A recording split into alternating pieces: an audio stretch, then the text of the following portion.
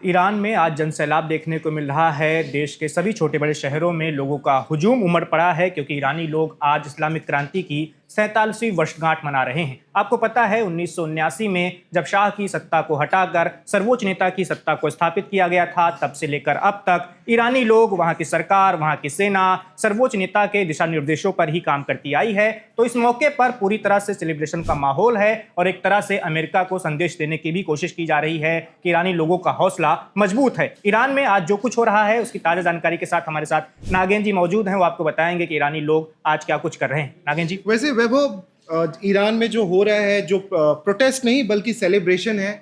हम सुनते आ रहे थे कि ईरान में इतने सारे प्रोटेस्ट चल रहे हैं, लोग मर रहे हैं, और ये भी जानकारी मिली कि 20,000 लोग मर गए। कुछ एजेंसीज ने ये भी बोला कि 70,000 लोग मर गए। लेकिन आज जो ईरान में हम देख रहे हैं वो प्रोटेस्ट नहीं है, वो एक तरह का सेलिब्रेशन है, और वो इस्लाम का सेलिब्रेशन है जिसके पीछे अयतुल्ला खोमेनी रूल करने की कोशिश करते हैं। और अभी जो चल रहा है, जो प्रोटेस्ट चल रहे हैं, उसके डायरेक्ट विजुअल्स हमारे पास है। अगर दर्शक देख पाए तो दर्शक देखेंगे कि कितना गुस्सा इजराइल और अमेरिका के खिलाफ है। उन्होंने यहां तक भी किया कि झंडे जलाना शुरू कर दिया इजराइल और अमेरिका के।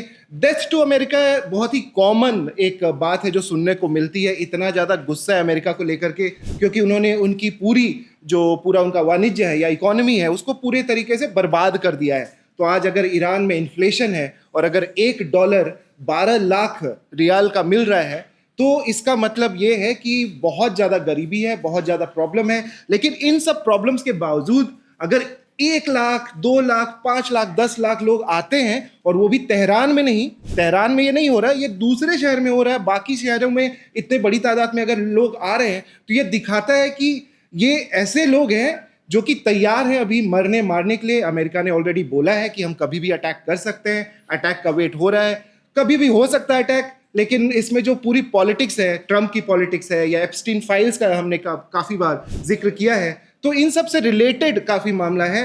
और जो सबसे बड़ी डेवलपमेंट है कि इन सब सेलिब्रेशंस के बीच अभी जो इजराइल के पीएम है नेतन्याहू, वो ट्रम्प से मिल रहे हैं, और उसके बाद डिसाइड होगा कि अब वो करने क्या वाले हैं। अब इस पूरे जो सेलिब्रेशन है, या जो भी इन्होंने दिखाने की कोशिश की अमेरिका के खिलाफ गुस्सा और एंगर जो भी दिखाया, उसके साथ क्या क्या दिखाया मैं आपको ये बताता हूँ। उन्होंने कॉफिन्स दिखाए यूएस मिलिट्री के। उन्होंने ये भी दिखाया कि हमारे पास बहुत बड़े बड़े मिसाइल्स और ड्रोन्स हैं जिसकी बात कर रहे हैं कि आप इसको मिनिमाइज कर दो, आप इसको रोक दो, और 2000 किलोमीटर तक के रेंज की मिसाइल्स आप नहीं बनाओ, और उसको कंप्लीटली हटा लो अपने सिस्टम से। और ये मैसेज, इसी का एक मैसेज शायद अब ईरान की सरकार ने दिया है कि ये लो, देखो हमारे बड़े बड़े मिसाइल्स, और यही मिसाइल्स इजराइल पर जाकर के गिरेंगे अगर आप ये भड़काना और डराना नहीं रोकते हो। इसके अलावा जो ईरान के प्रेसिडेंट है पेजेस्कियान, उनका बहुत बड़ा स्टेटमेंट आया है। उन्होंने बोला है कि भाई हम तो न्यूक्लियर रिसर्च कर रहे हैं, लेकिन it is all for peaceful purposes, मतलब कि हमारे ग्रोथ के लिए, ये न्यूक्लियर बॉम्ब बनाने के लिए नहीं है। अब देखिए अंदर क्या करेंगे वो तो भाई ईरान ही जानेगा, लेकिन उनका कहना है कि हम इसको केवल पीसफुल पर्पसेस के लिए या एनर्जी के लिए इस्तेमाल करेंगे। तो 2 क्लियर मैसेज इस पूरे रैली से निकल के आया है कि हम अपना न्यूक्लियर एनरिचमेंट नहीं रोकने वाले। आपने एक वादा किया था कि हम 3% का ही इन्रिचमेंट करेंगे, जिसको आज आप 60% पे कर चुके हैं। अगर 90% कर लेते हैं तो आप एटम बम बना लेंगे, फिर आपकी ताकत होगी, जो बाकी के देश हैं, अमेरिका की तरह आपकी भी ताकत होगी, रशिया की तरह, इंडिया की तरह आपकी भी ताकत होगी, और लोग आपकी सुनेंगे, मिडिल ईस्ट में या खाड़ी के देश जो हैं सुनेंगे आपकी। तो ये परमाणु बम के क्लोज तो हैं, और उन्होंने बोल दिया कि अब हम इसको रोकेंगे नहीं। दूसरा, इन्होंने वो मिसाइलें जिसको रोकने के लिए बोल रहे थे वो आपको दिखाई रहे हैं। डेथ टू अमेरिका, ये सारी बातें हो ही रही है। और ईरान में एक और वीडियो आपको दिखेगा जहां पे एक कैरेक्टर आपको दिख रहा होगा जलता हुआ, इसका नाम है बाल। दिस बाल ये रिप्रेजेंट करता है कि किस तरीके से एक जो शैतान होता है या इजरायली शैतान है, उसको रिप्रेजेंट किया ईरान ने। तो ऑल दिस इज मैसेजिंग। आपने क्लियर मैसेज दे दिया इस रैली के साथ कि वी आर रेडी, आपको अटैक करना है, आपको जो भी करना है आप करो, लेकिन हम शैतान को तो जला ही डालेंगे।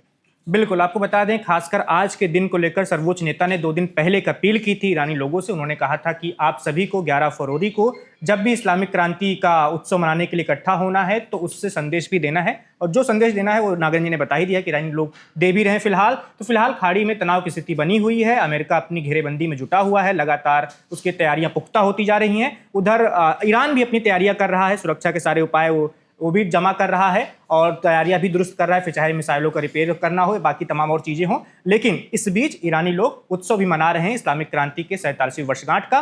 तो फिलहाल तक की जो भी अपडेट थी वो हमने आपको बता दी है। जो भी नई जानकारी सामने आएगी वो आपको वन इंडिया पर मिलती रहेगी। आप देखते रहिए one India. Subscribe to One India and never miss an update.